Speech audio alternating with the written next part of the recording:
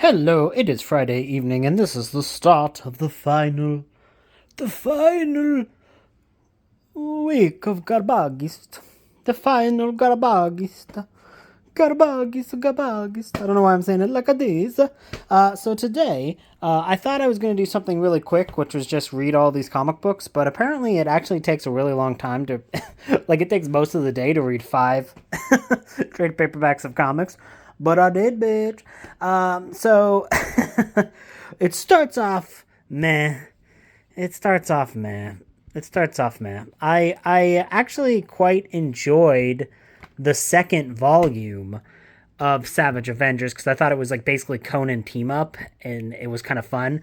Then we really kind of the rest of the comic series though kind of devolves into being very much like they're trying to stop this wizard and there's like all this extra stuff in it and there's like a whole bunch of Doctor Strange doing Doctor Strange, a lot of cosmic-y stuff.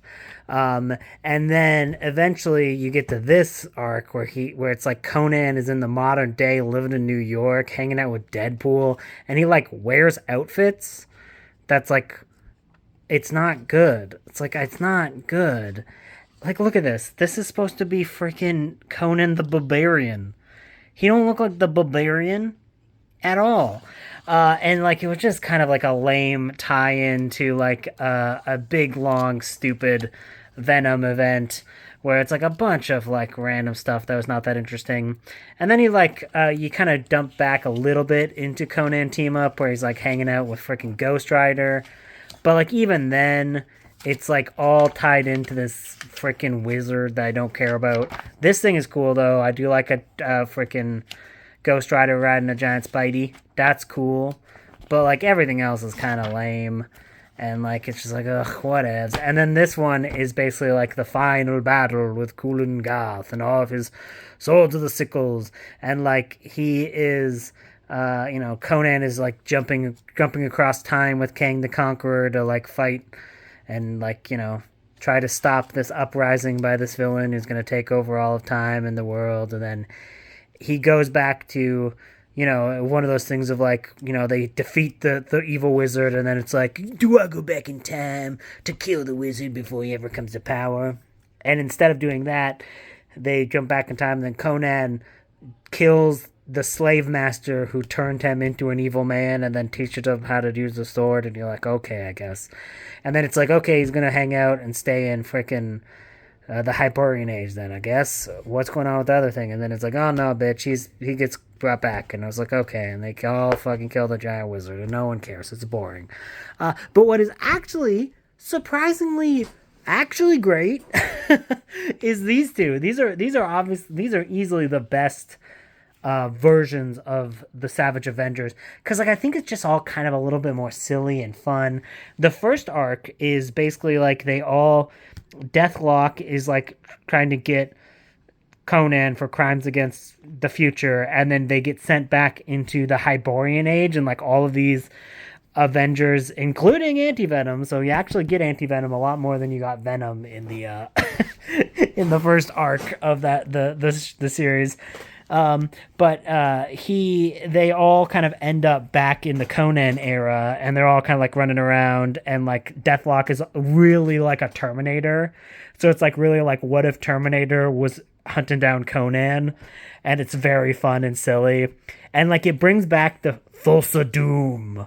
And I don't know if Thulsa Doom is just from the Conan Barbarian movie or like if Thulsa Doom is like a Robert E. Howard character. I don't know. But I do know that friggin' Thulsa Doom has a cool he's a skull man. He's got like a skeleton face. And he's like trying to bring back an giant evil eldritch god. And you're like, cool, that's cool. That's cool. I'm down for that.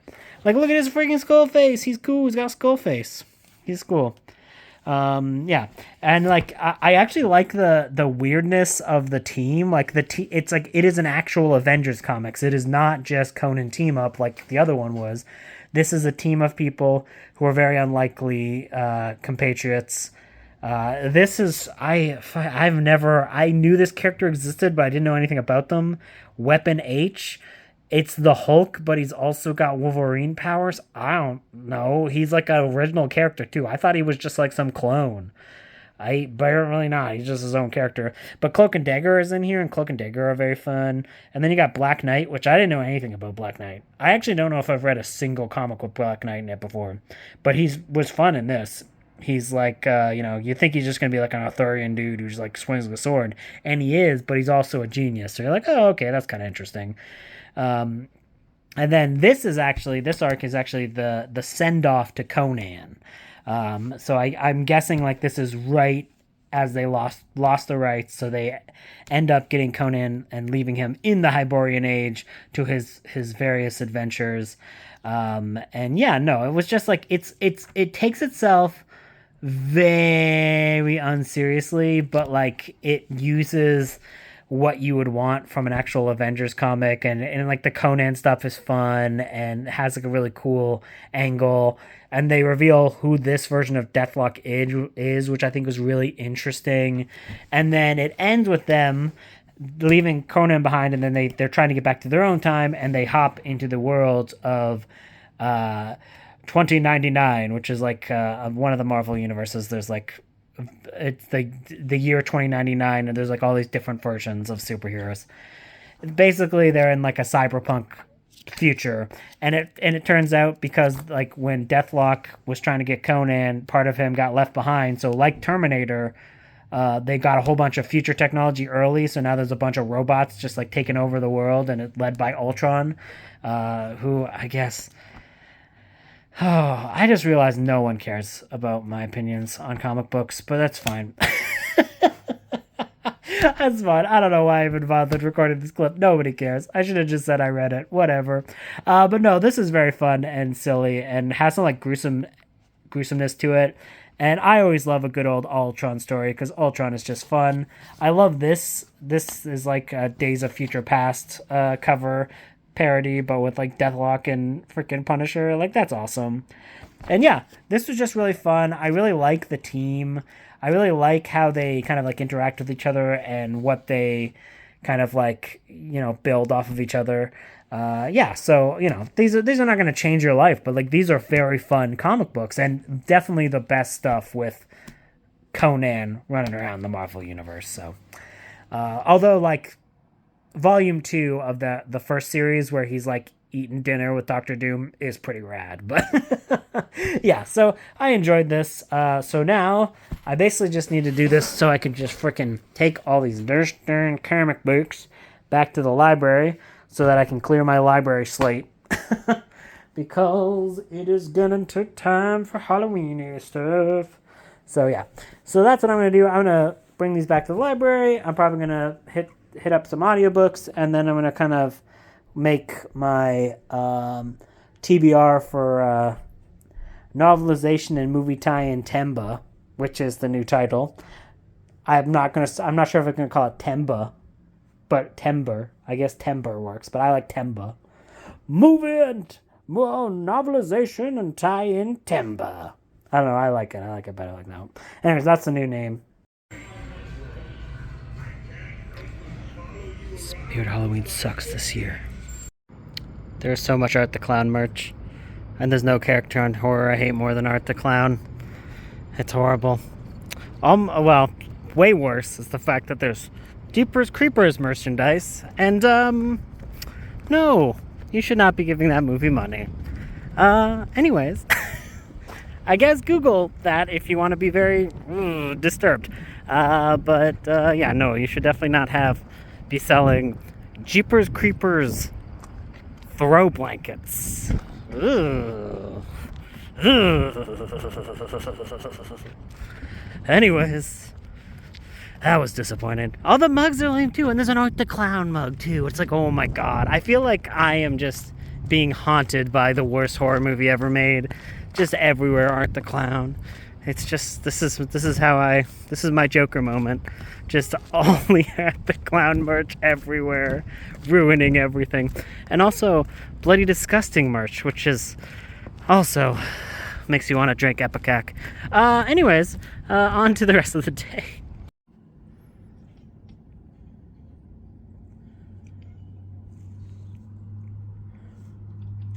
Rocco, did you just eek? No, I don't think Rocco's an eeker. He's not a very good hunter. Oh, look at you. You gonna eek, bro? Do you even eek? Look at all these cute birds. There's a bunch of them over there.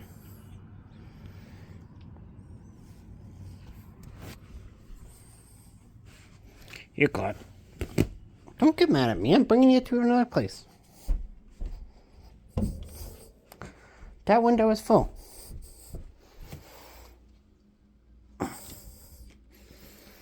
See? You can join Lewis. Lewis was eking earlier. Look at all the birdies. It is currently Sunday. Yesterday I didn't do too much. I went for a walk, grabbed some books, and then I'll show you those later. And then that I pre-ordered, so. And one book that I didn't. And yeah, and then I just read. I should be finishing Mark of Chaos today. And then also, I'm doing craft day with Kitay and Kosei. Hey, oh, look, there's a freaking... Oh, damn, there's even a squirrel. Oh, damn, the squirrel's chasing the birds. Oh, my goodness. I don't think you can see it. I think the camera's not good enough to see it, but... Anyways, this just amused me today. Who's eking? Who's eking? Oh, my God, was that Loomis eking? Oh, my God, if it's a Loomis eking, we gotta get Loomis eking on camera. Can you eek? I don't think so. That was you, wasn't it, Loomis? I think it's Loomis. Loomis eking. You're all eking. Wow. Sorry, this is probably lame. Someone watching this video is like, get back to the books, nerd. No one cares about your eking cats. And, whatever. Just finished craft night with Kitty and Kelsey. And these are the minis that I created today. I'm making progress. I still have quite a few minis to make. But I'm almost finished the big pieces of the Stormcast Eternal Army. They're also a little bit easier to paint than the Ratmen, so I might paint them first. The hell's know me. So what I'm going to do today is I'm going to go for a little bit of a walk, and I'm going to be finishing Judge Anderson, Year 1, by Alec Worley. That's an audiobook. And then I'm also only about, I think, 30 pages left of Mark of Chaos. And I'm really into it, but I need to go for a walk. I've been cooped up inside for too long. So I will finish that tonight as well. So yeah, I'm gonna come back with 2 updates. So that'll be fun. And here's a kitty. Oh, just got back from a walk. And me, being me, the eternal bleeding heart that I am, I found a little baby bird. Little baby pigeon. He was hiding under a big overpass, and he was on the ground, and he couldn't fly. And if he was stuck in that place where he was kind of underneath the the area that he was in, he could have easily walked off and walked into traffic. It was really loud and noisy in a bad place. So I contacted local wildlife people, but I won't hear about them till tomorrow. So I just put water, and apparently they can eat lentils. So I put some lentils over there. So I'm just going to leave him alone for now. I'm calling him Pete. Pete the pigeon. I'll update you about Pete later on. So the wildlife rescue place just said to actually put him back, but put him back in a safer area because he's got his full cadre of feathers. And as such, his parents are still looking after him for 1 more week, and then he kind of flies off for his own. So, this is a little wooded area. Better for him than being down there. Okay. Okay, come on, Pete. Okay, Pete. Okay, there you go. There you go, Pete. Have yourself a good day and a good life. Your parents will be able to hear you. Apparently. They said they'll be able to hear him. And that's a nice little spot for him. So there you go. Okay, Pete. Have a good life. I might come check on you tomorrow, see how you're doing. Apparently, they hang around for apparently when pigeons grow up, they spend a week on the ground where the parents still look after them before they go and fly away. So, there you go. I guess I didn't really rescue a pigeon so much as I kidnapped a pigeon briefly and then brought him back to a better spot. So, and I'm just going to leave this freaking thing over here. Although this is a sketchy place to be walking around at night. So, hey, hope I don't get stabbed. If this is the last video you ever see of me, that's kind of funny. Bye! So, I have finished Mark of Chaos, and I also did finish Judge Anderson Year 1 by Alec Worley. Let's talk about that book first. So that is a book that is like 3 novellas combined together, and it ends in a short story. It is the kind of like the rise of Judge Anderson, who in the world of Judge Dredd is one of the most powerful sci judges. It's a thing. I don't know. It's a thing. In Judge Dredd. Now, it's always interesting hopping into a Judge Dredd story and then also reading a Warhammer story close to it, and also reading a whole bunch of Warhammer 40k stories, as they do take a lot from Judge Dredd, like the franchise. But the thing is, I find that Warhammer is a much better universe than Judge Dredd, because it kind of grows and changes over time, and it undeniably ripped off a ton of stuff from Judge Dredd, but it kind of improved on it as the years gone by and made it a lot more of an interesting universe. Then Judge Dredd kind of is always kind of stuck in that the 80s version of a post-apocalypse kind of novel. And this one was really interesting. So I read this specifically because Alec Worley, the author, also wrote the Wraithbone Phoenix, which was the Warhammer 40k book that I loved from, I think it was it must have been March. I think it was March that I read that, and I really, really liked that. And it was a 5-star, one of the best books that I've read this year. And it was interesting hopping into this, because you're kind of every Judge Dredd story is a little bit trying to figure out where the person writing Judge Dredd falls politically, because it is Judge Dredd was originally a parody of fascism by the British, and definitely kind of a parody of American policing in many, many ways. And that is still very much present in this, and I do feel like Alec Worley is on the right side of history. I just don't know if I agree with all of the solutions that the character herself comes up with in the story. And I always wonder if that is the point of the story.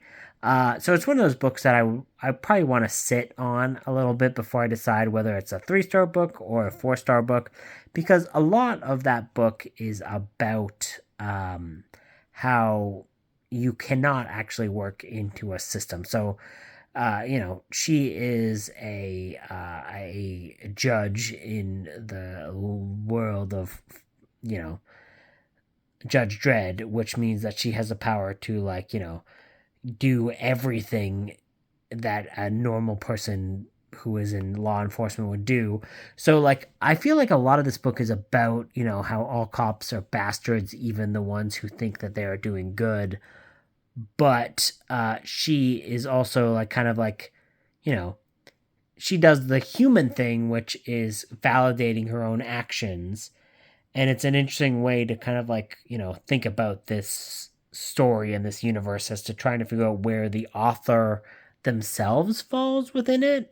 And I think the author very clearly kind of wants to point out the fact is that you cannot change the system, which is corrupt, from within the system itself needs to be completely upended. And I think that is what the author is trying to get at, but it's also like I'm not 100% sure. So that is one of the things that I'm like kind of like about that book. Whether it's a 3 or a 4 star, I would have to think on that further. But it was an entertaining read nonetheless. Also, this book, which is a novelization for a video game I've never played, but guess what? I'm gonna definitely play this video game after reading this book. I loved this book. Like, this book is really, really good. Now, the only things that I would say that, like, I was a little bit on with this book is, there's a lot of fat phobia in this. And there is, like, a character who is a rotund character who is a villain. And, like, there is a lot of, like, this fat person. Like, there's a lot of, like, fat as an adjective. And I'm like, all right. Like, I get it. Can we move on? And that is, like, honestly, one of the only things that I don't like about this book. I love everything else about this book. But, that is a sizable criticism that should be leveled upon a book that is fat phobic. This is a book about two sides of a conflict. So it is set during the most interesting part of any universe, which is the aftermath of a giant conflict. So there was a giant chaos war that happened where the forces of the Empire, they all teamed up and they killed the warlord, and the forces of chaos kind of all split. And this is in the aftermath of that, where the Empire, now that they no longer have one specific enemy, are all falling into infighting, and the Chaos Lords are kind of slowly regaining their power. And it's kind of like a conflict in that nature of like kind of like learning to come together after you have defeated a common foe, and the common foe that you thought you defeated was not as defeated as you thought. And there was a lot of really interesting battle sequences. Like, the battle sequences are so good in this, like so well drawn and so well described and well thought out that I was like, whoa, this is awesome. Like, it's a really, really fun book. And like the narrative is split between like the forces of chaos and the forces of the Empire, and like it goes into the fact of like that the forces of chaos are like bad people, but also that the Empire is deeply flawed and has a lot of injustices within it, which is what I find the most interesting about any book that like sets a conflict between two opposing powers, and also wants to acknowledge that both powers are deeply flawed. Always makes for a much better book than America's great book that you get in a lot of non-fantasy material. Anyways, this book had a lot of awesome characters, a lot of awesome sequences, and I'm really glad I read it, and I am gonna fucking play this game because it sounds awesome. So yeah. A joyous night overall. Talk to you guys tomorrow. This has been a strange vlog so far. So, I actually have somebody who's coming to stop over today. It's like a family. They're coming over to meet Rocco and see if they might want to adopt him. So, Rocco's got to look all fancy for his meet and greet. Make sure he doesn't bite any children. Don't bite any kids. We're trying to get you a home. You gotta behave. Rocco's like, I don't behave for no one. I have no God. I am God. Whatever, Rocco. So I'm waiting on that. I think I'm going to start Silverglass. I did just record a video. That was my top 15 reads for GARBAUGUST'S. I'm sure it does bad, because all my videos do bad now, but that's fine. I could improve it if I wanted to do SEO, but I hate SEO. I want to show off some really cool things that just came in the mail, and some things that I bought that I didn't show off. So first off, Steven surprised me yet again. He got me those amazing little golden books.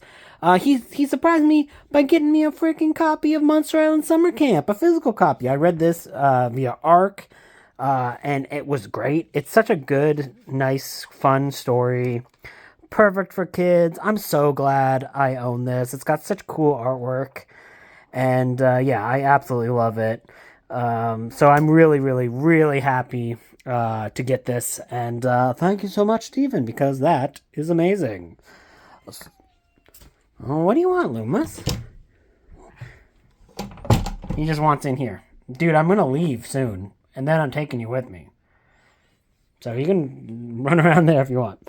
And then this weekend, I did go to the Warhammer store to pick up a pre-order, and then I bought one of their books. So I pre-ordered this, and I got this because I just love this cover. This cover's so cool. And I really like Darius Hinks's other books that I've read. Like, I really like Leviathan that I read by him. So I'm really excited to read this. And then I was hoping this was there, but I wasn't sure if it was going to be. This is just a lady with a flaming sword. And I love Jude Reed. She is a really good author of Warhammer fiction. So I'm really excited for this. This just seems like a good old time. Every once in a while, you just want to read about a lady smashing demons. It's, everyone needs a pastime. And then I do have some other books coming on the way of the mail. Oh, my money spending. I swear I'm getting better. I'm going to be better at spending money now. And hopefully that's a true statement and not a lie. So yeah, I'm going to do some reading, hang out, and talk to you guys later. Toodaloo. Watching Kelsey's Patreon sprints. And coffee. I had to mute her so you could hear my voice. I'm quiet. So quiet. This is I'm actually playing the video game that I read the novelization for. And it was like really cheap. It was like $3 on Steam. So I was like, good old games. But anyways, I'm starting with the orc campaign because there was no orcs in the book. So I'm like, what's the deal with the orc campaign? I gotta figure this out. Oh, look, it's got this like, ooh, nice. Anyways, hope this game doesn't suck. I'll tell you about it, I guess. Okay, a few updates. It is the next day. It is currently Tuesday evening. I have a live stream that I'm watching with Kelsey's Patreons for, oh god, Graveyard Shift, the Stephen King movie that's very cheesy, and I love it. But I have been doing some stuff today. So I actually have 2 books to talk about. Surprisingly enough, it just kind of happened that way. I haven't done any physical reading, but I've been doing some walking and got some audiobooks done. So first off, I listened to a short story anthology for Warhammer called Sons of the Emperor, and I really, really liked it. Not something that you can probably go in without knowing, but it fills in a lot of the gaps in the Horus Heresy series and kind of like explores some really interesting angles. Like, there was this really good story that is all about like writing history for propaganda's sake versus writing history for reality's sake that I just thought was really, really interesting. There's some awesome stories about all of my favorite legions, like the Night Lords, which are the worst humans ever. And they're just like the ultimate villains to read about. I always love reading books about them. And then there's like a short story featuring Fulgrim. It was a story who was like one of the Primarch of the Emperor's Children. And it just had pretty much everything that I really, really liked. And kind of explored it in some really interesting ways with a lot of really good writers. So yeah, had a great time with that. Again, though, if you've never, if you're not involved in the series, it's kind of like an anthology that fills in gaps and kind of like, I think it would be enjoyable if you just read it on its own, but you get the full context if you've, done the research.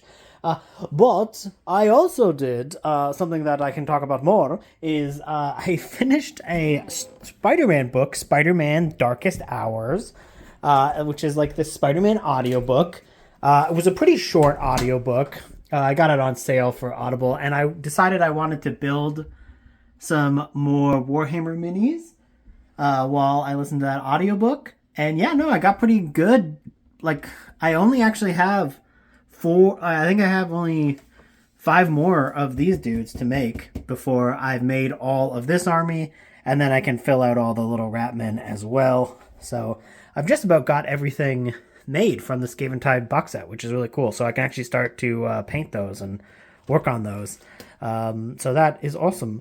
But yeah, so Spider-Man: The Darkest Hours, it's really interesting because it was made in 2006, and it is from that era of Spider-Man that I really like, which is when he is married, he is working as a teacher, so he's like married to Mary Jane, he works as a teacher, he's like a part-time teacher for science, I mean, it's Spidey, and it's just like a really interesting period of the story, which is like the J. Michael Straczynski run of Amazing Spider-Man, and I just like the status quo of that story and of that time period. But what's interesting is there was a lot of real bad stories in that time period, so it really is a double-edged sword. Like, that's when there's the introduction of Moreland. There's this storyline where we find out that Gwen Stacy boned Norman Osborn, and there's little weird goblin kids.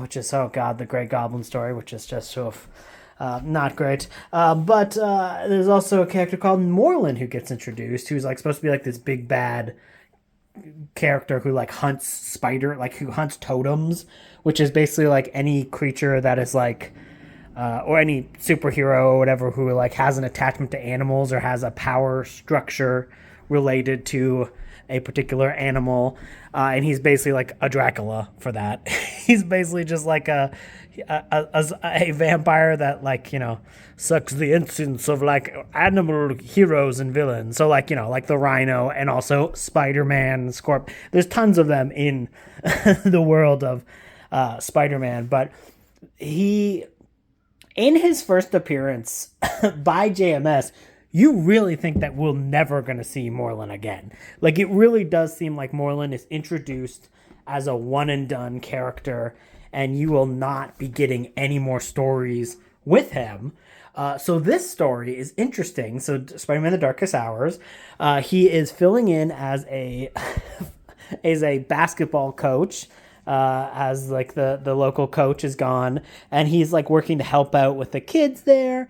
And, you know, Mary Jane is trying to get her driver's license. So there's like real human stuff going on. And then all of a sudden, Moreland's family shows up, which is really interesting because in Spider-Verse, the comic book series, they do bring back Moreland and they introduce his family, but it's an entirely different family. So this is like an alternate version of what that could have been.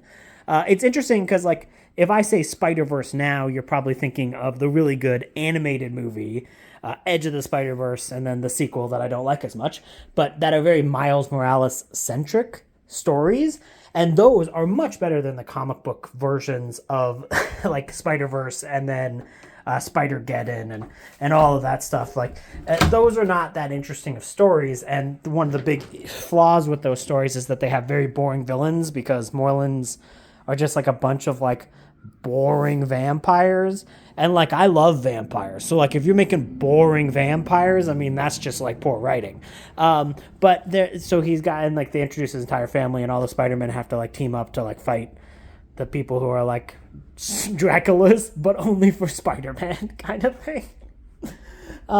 So that in the Spider-Verse comic books, they're called the Inheritors, and they have like a whole different story. And this storyline is probably the best thing. The book Darkest Hours is easily the best thing I've ever read, featuring anything even remotely connected to the character of Moreland and his family. And in the comics, they're called the Inheritors. Here, they're called the Ancients, and they kind of like build them into the society and the history of our planet in some really interesting ways to kind of like expand the characters in a really cool way. And like he has to defeat them in some very interesting ways. there's a lot of really good character writing in this, and I think the reason that it really kind of is a great book is because the villains don't do a lot, but they have just enough in them to be pretty interesting. But it's more interesting to see how, Spider-Man, backed in a corner, has to team up with people and has to accept help to fight this, to defeat a foe that he would normally try to just take on his own. And he has to team up with people like the Rhino and Black Cat, and it's really, really cool. And like the writer, Jim Butcher, apparently he's the guy who does all those Dresden Files books. I've never read any of those. But this was really good with the quippage of Spider-Man, and just had like overall a really, really fun plot. So I really, really did enjoy The Darkest Hours, Spider-Man The Darkest Hours. And yeah, so that was pretty cool. And I will be prepared to watch this Graveyard Shift now. So bye-bye.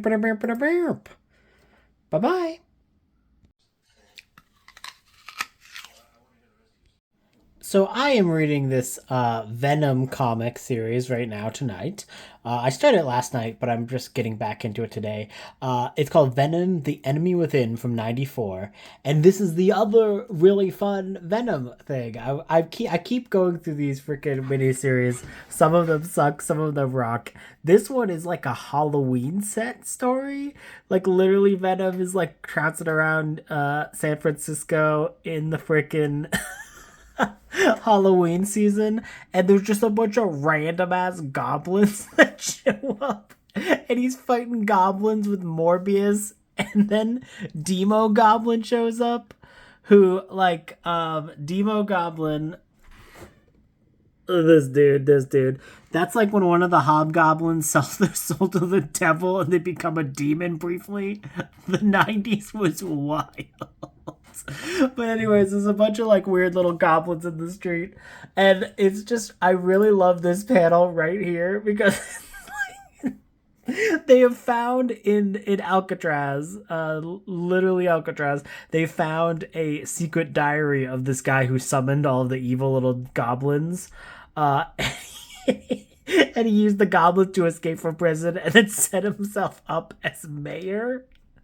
I mean, he's not mayor yet, but he's like getting elected for mayor. But anyways, he left behind a journal about how he summoned all of them. So Venom is reading the journal and is like, "Oh, this guy's signature is a lot like this dude's signature." And it's just amazingly stupid. Like, look at these. I love the artwork in this. It's really, really fun. And like, I just want to show off the little goblins. Little goblins. Oh yeah, everyone's burning San Francisco. Look at these little goblins. They're so cute. And they just go roasted in the freaking sunlight. Oh god. And I love Demo Goblin. He's such a dumb character. But yeah, anyways, this comic is tremendously fun and stupid. And this is exactly what I wanted from Venom comics. And I'm glad some of them are like that. I don't know. I might try to read one more of them. Maybe I'll go, I'm trying to go in order, so I don't know. Maybe I'll just go Venom the Mace next. We'll see.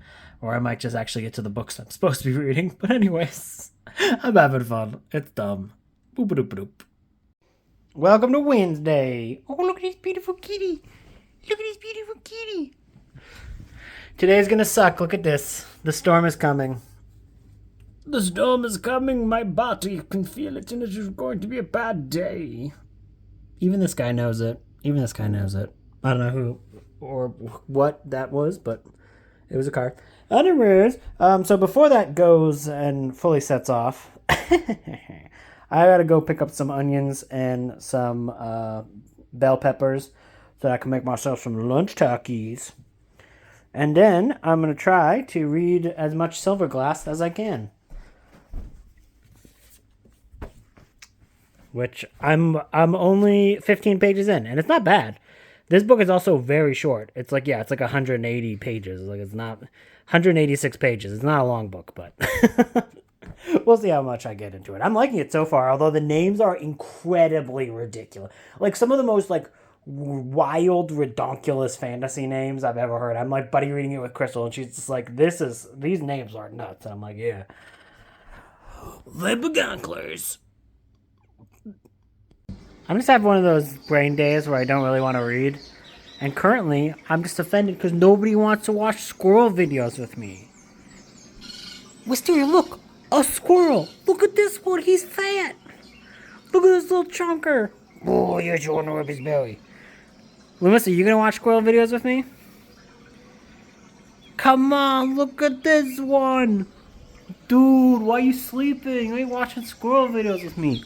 Look at him! He's so beautiful and majestic. They don't care. They don't care about my squirrel videos. They only want poorly animated videos with flies going across the screen so they can try to catch the flies. They don't want to watch normal nature anymore. Cats these days. What do you want? What? What could you possibly want? Do you just want attention?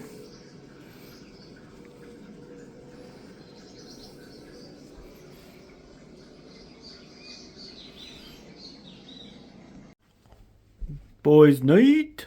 Boys' night. All the boys are hanging out up here. Because I brought them up here. Well, first, Loomis wanted up here. So I let him up there. And then as soon as Loomis wanted up there, Claude wanted up there. And as soon as they both were up there, Rocco was like, can I try? And I was like, I guess, sure. What's up? You don't want to go up there, do you? I don't think she wants to go up there. Today, I had to clean off a little bit of matted hair from Claude. He got some, like, matted hair back here.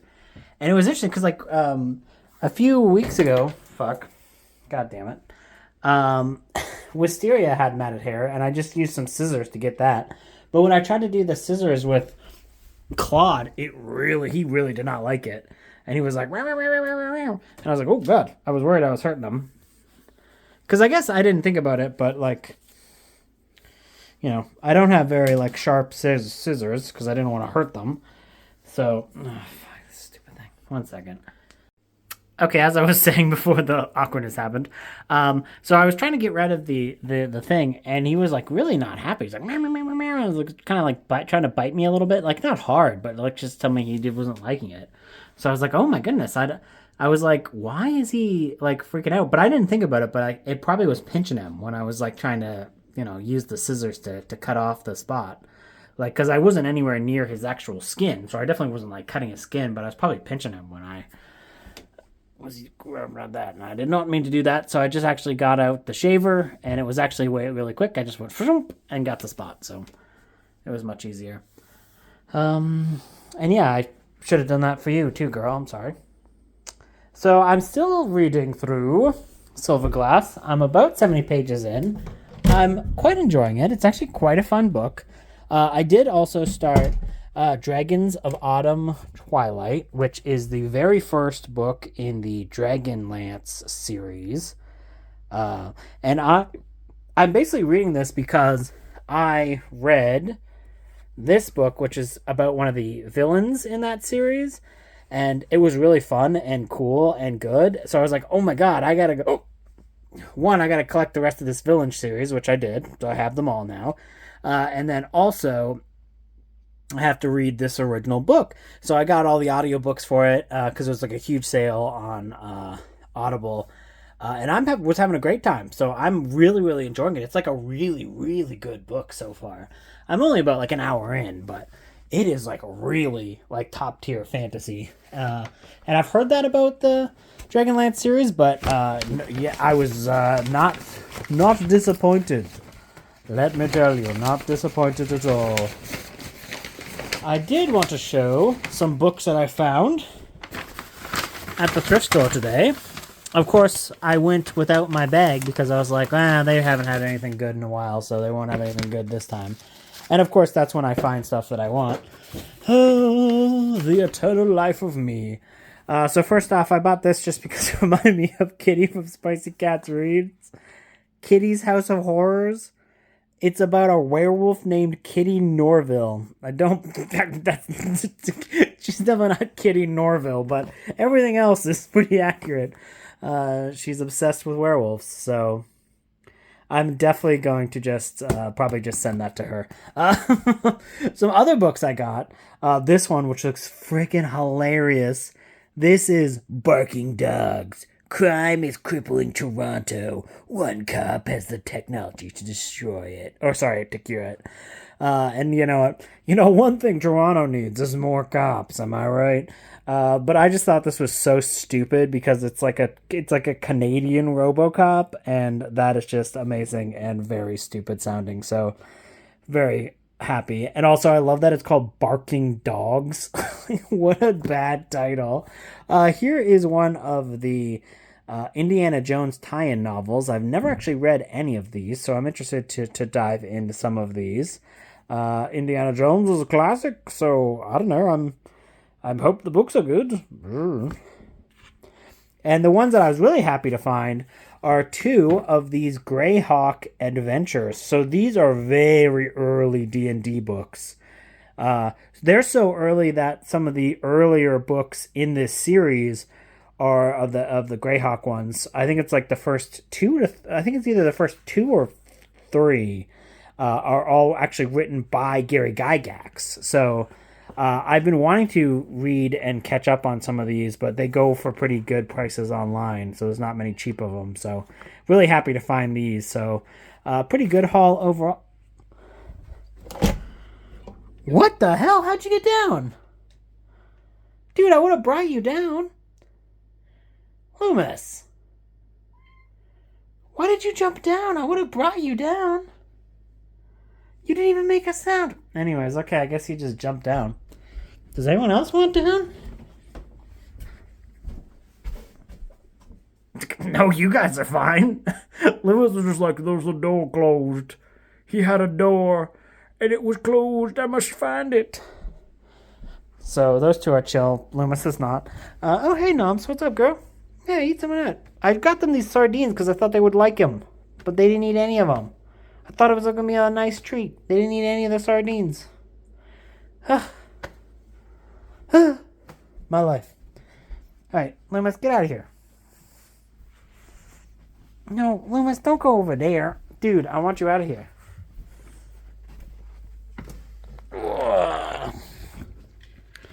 So yeah, good haul.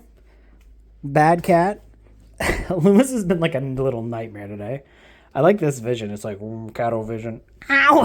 He just kicked me in the back. He's like, no catto vision for you, bitch. Anyways, found some cool stuff. It's been raining, so I've not been reading as much as I want to. And other than that, you know, life is life. So I will probably talk to you guys tomorrow. Goodbye. Katrina, watching Katrina's latest video, and she's brought the cats out to the snuggle area.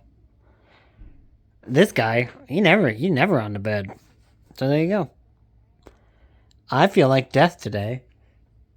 It was raining all last night, and my brain is now kaplonklered, and I'm like, oh god. I thought I felt bad yesterday, but now I'm like real feeling bad. Anyways, it's fine. I've got a lot of coffee, I guess. I don't know. I'll survive. Nami has to go to the vet today, but of course she somehow knows that and is under the bed. I'm really hoping she comes out before I have to pry her out in a few hours. It's only just like a routine checkup and getting her rabies back up, so it's not a big deal, but it is going to be annoying trying to get her out. So yeah, I hope my brain is better today, but we'll see. We're at the vet, and Nami had a pee explosion. And now she's hiding. It's okay. He's okay. He's okay, little girl. He's okay. We wiped her down and stuff, and now she's just kind of hiding in the thing, trying to dry off after we kind of washed her up. Poor Nami, it's okay.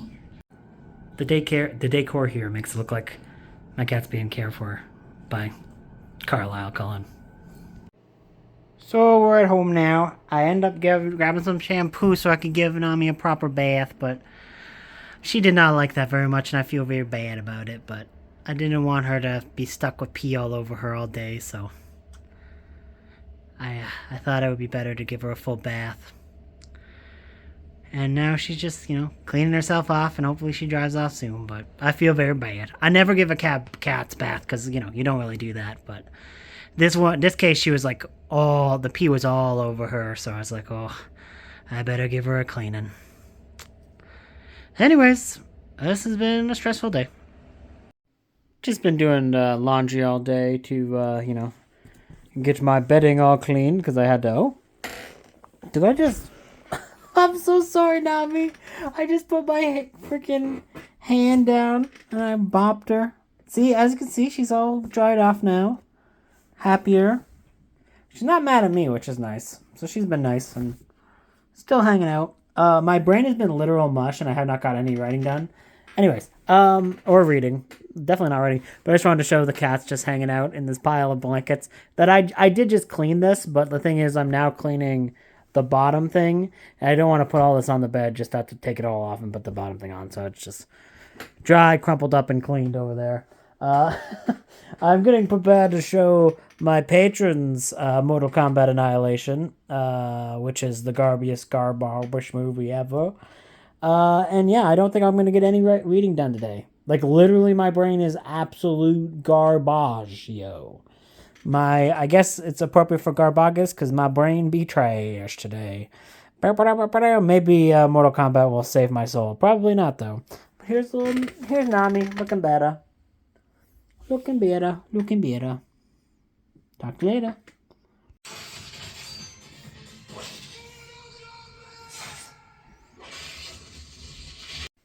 So my brain did finally allow me to finish this book today. This was just kind of like a fun Conan-esque adventure story where this lady gets hired to kind of protect and oversee this witchy lady who is a noblewoman who is like an outcast from her family because she is like been there's like two families that like rule this town that she is in, and she is part of one of them, and they think that she has like cursed them.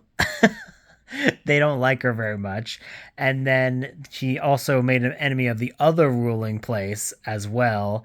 And like it's funny because at the start of the book, our main well, she's not really the main character, but this Corson, who is like the character on this cover, is actually hired by both of the families to kill her, and she doesn't even realize it at first until she's hired to be her bodyguard, and she's like, oh wow, I could just kill you and double my pay because like both of these ruling families want her dead because she wouldn't read. I'm assuming I think this is her. I think this is the other character, Nikasa, I think, or this could just be a random one.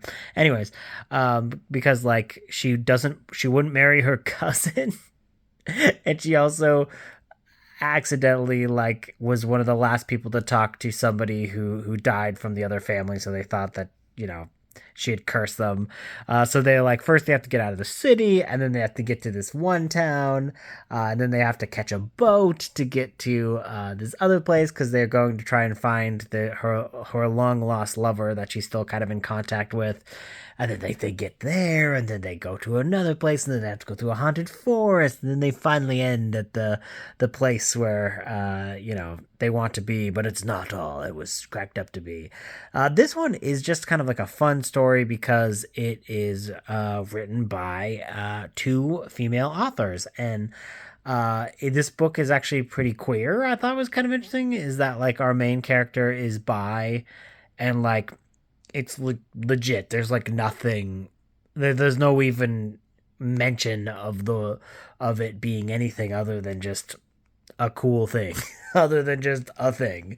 Because like she sleeps with women, she sleeps with men. It doesn't really matter. It's just and the other character that she's with as well is also bi as well, and it's just kind of interesting. And there's actually a few things that like play around with gender a lot in this, which I thought was just really interesting. Because there's one character that like Nikasa is gonna hook up with, who's like this blacksmith, and we don't know what gender they are, and they specifically say they're not sure of the gender, but she is very attracted to them, and it's just you never find out. You just never know. You just never know. And it's just a kind of like an interesting story in that regard, because like this is like a fun, kind of like a typical, I would say, fantasy of the time period. But I think because it's come from the female lens, and there's all these like kind of fun, unique queer elements to it. Like I really enjoyed this, and I thought it was a fun time, and I had a good time with it. Yeah. So I mean, the frickin' so small writing. There are a few more in this series, and if I ever find the other ones, I would gladly read them. This duo of authors actually wrote a dinosaur book that I own, so I'm excited to read that eventually. So yeah, that was fun. Okay, so I actually think I'm going to end it here. I thought I was actually going to go for the 30th and the 31st. It is the 30th right now as I'm recording this, but I haven't really started the day. But today, Rocco is going home. Rocco is going to, at a trial, he's going to try out a new place, like a trial to adopt. So, in all likelihood, this is the last time you'll see Rocco. Oh, poor Rocco. And I tried to start a book yesterday, and it wasn't bad. Like, it was a good book, but it was a summer book. And I realized, I think Garbaugusts is over for me. I got a big blanket. It's fall now.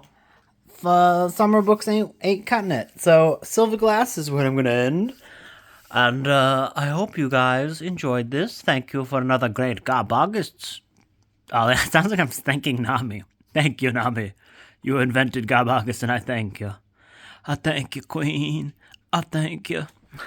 But yeah, this was a fun month where I read way more than I normally do. So I hope you guys enjoyed the vlogs.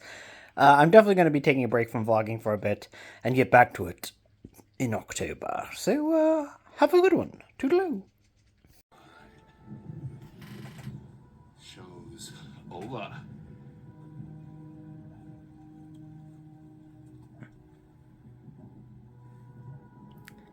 Everybody go back to doing what you were doing.